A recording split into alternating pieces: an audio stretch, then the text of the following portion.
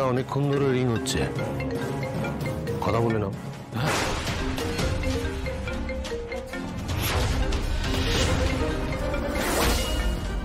জরুরি কেউ ফোন করতে পারে, জরুরি কথা বলার জন্য।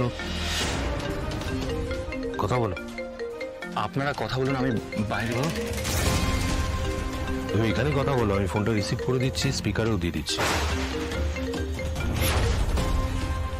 ফোনটা করছি তখন থেকে ফোনটা কেটে দিচ্ছ কেন?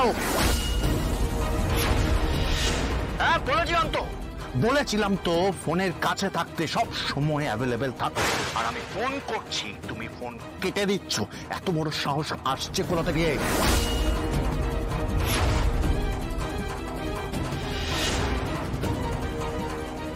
ওর সামনে আর্য সিংহ রায় দাঁড়িয়ে।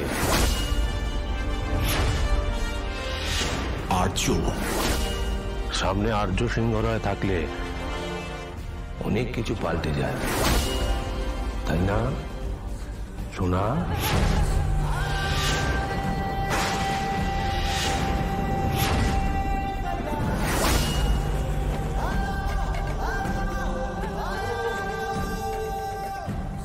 Coward.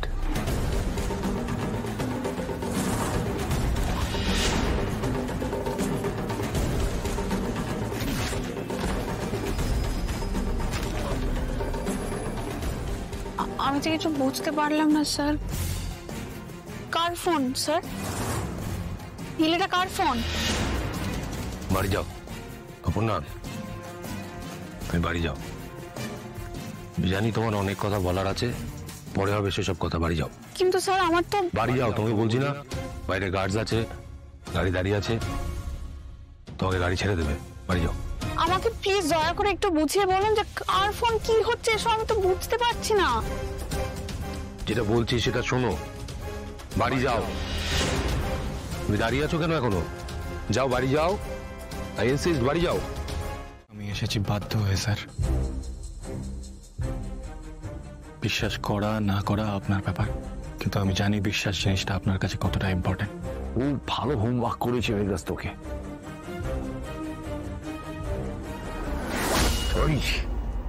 জানি তো না, তোর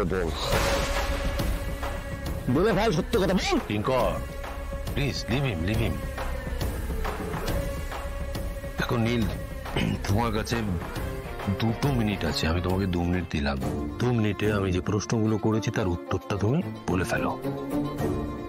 2 মিনিট আছে কিন্তু তোমার হাতে। স্যার আমি জানতে চেয়েছিলাম আপনি ঠিক না ভুল।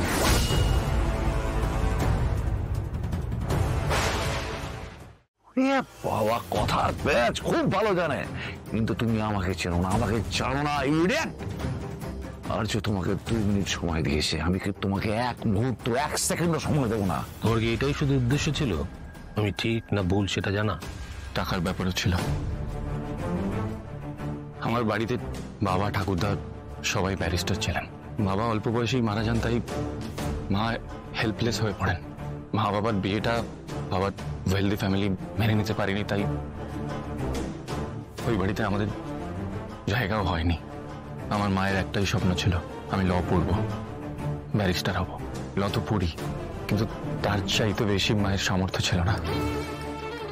কিছুদিনের মধ্যেই মায়ের ক্যান্সার ধরা পড়ে। 2 বছর ভোগার পরে মা মারা যায়। মা মারা যাওয়ার সময় মায়ের হাত ধরে আমি বলেছিলাম মায়ের সব স্বপ্ন আমি পূরণ করব, ব্যারিস্টার আমি ঠিক হব। মা বলেছিল সেটুকু করলেই মায়ের আত্মার শান্তি পাবে।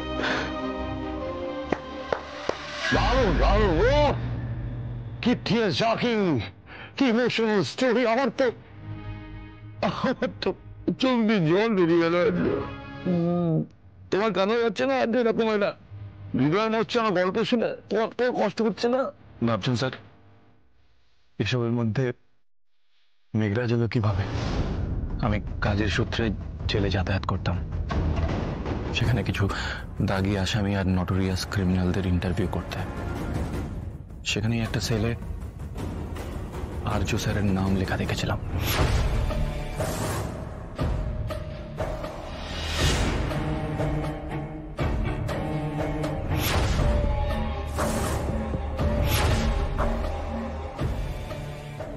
নীল, ফিউচার নিয়ে কিছু ভাবলে?